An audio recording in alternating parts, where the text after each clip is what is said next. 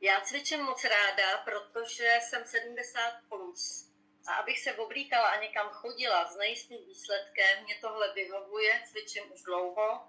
Krásně jsem se protáhla, celé tělo a jsem s tím moc spokojená i s tím, že už znám ty lidi, kteří tam chodí cvičit, znám už ty cviky, je to báječný, moc děkuju.